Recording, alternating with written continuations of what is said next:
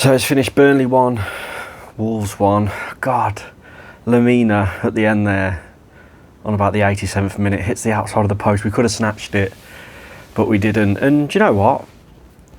Obviously, we're struggling at the moment with injuries, as we know. It was quite a good game to watch, actually. Quite edgy your seat stuff, from a Wolves point of view anyway. Obviously, Burnley had a lot of possession.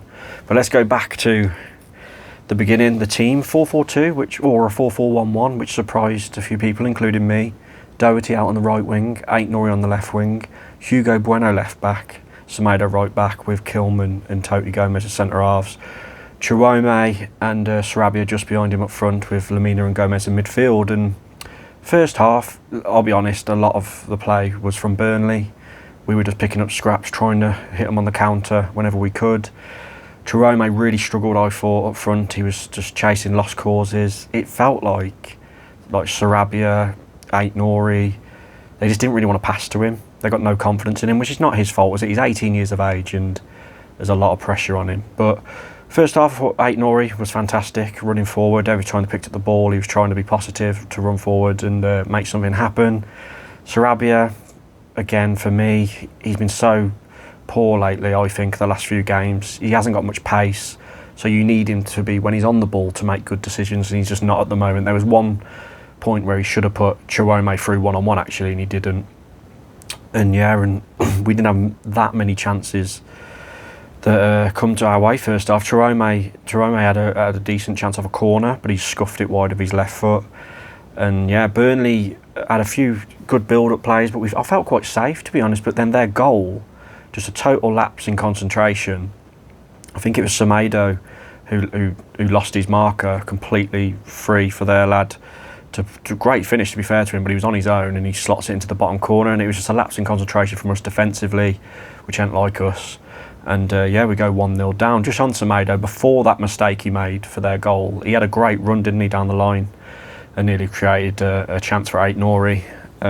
So yeah, I think Burnley edged the first half and they deserved to be 1-0 up, as they did. But then in the dying minutes, I think there was 3 or 4 minutes added on at the end of the first half. Bit of a contentious free kick, I must admit. I know the Burnley fans have been moaning about it, but there was a bit of a soft free kick in the build-up to their goal too. So swings and roundabouts, but a really good ball in by Sarabia. I've just been criticising his final product, but he did put a really good ball in. And Ait-Nouri, of all people, puts it away with a fantastic header, and he's been so good. Since we've been missing Hwang, Neto and Cunha, Ait-Nouri really has stepped up in the forward line, and I think he's quite wasted as a left wing back.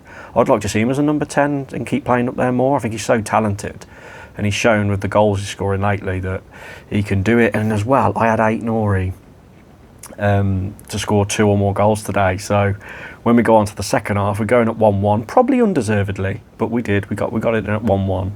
And then Ait-Nouri has a huge chance just after half-time. A good ball by Kilman. Ait-Nouri's through one-on-one. He does exactly what he did against Villa.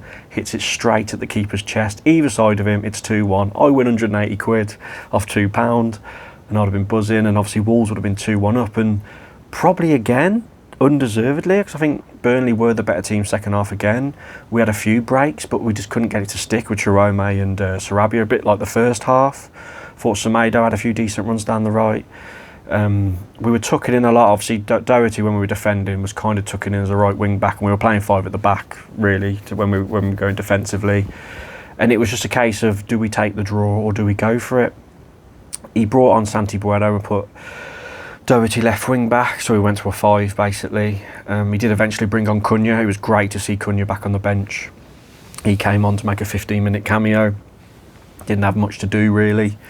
Few little link-up plays, but no huge chances. And yeah, the big chance was what I mentioned right at the beginning.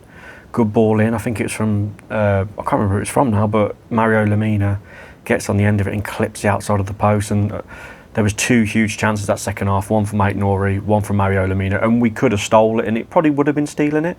Because I think over the whole play, Burnley had more of the ball. Huge game for them. They really wanted to win to have any chance of survival. And at the end of the day, an away draw in the Premier League, you can't turn your nose up at it with the struggles we've got with players. A lot of our team in the final stages of that game look absolutely knackered. So we hung on for the draw. On another day, we could have snatched it. On another day, we could have lost, because I thought Jose Sarr was absolutely fantastic in goal. pulled off about 3 or 4 really good saves. And as I say, on another day, Burnley could have won it. But yeah, I think actually you mentioned that man of the match again. How many times are we going to say this? Is probably between Sarr and Ait-Nouri. I will give it to Jose Sarr today. So I think he potentially got us that point. I know Ait-Nouri scored, but he should have scored that second. So because of that, I'm going to give Jose Sarr my man of the match. But a good draw gives us a bit of something to build off going into West Ham Saturday. Comment your thoughts down below. Who was your man of the match? What did you think of Gary O'Neill's substitutions? Obviously brought Boubacar Traoré on as well, who looked quite energetic, but whenever he had a few chances to run through, he kind of messed it up. But he's more of a defensive midfielder, isn't he? So you can't blame him for that. And there we go, yeah. Please like and subscribe if you're new. And let's hope we can try and get a few more wins before the end of the season. What could have been. Cheers.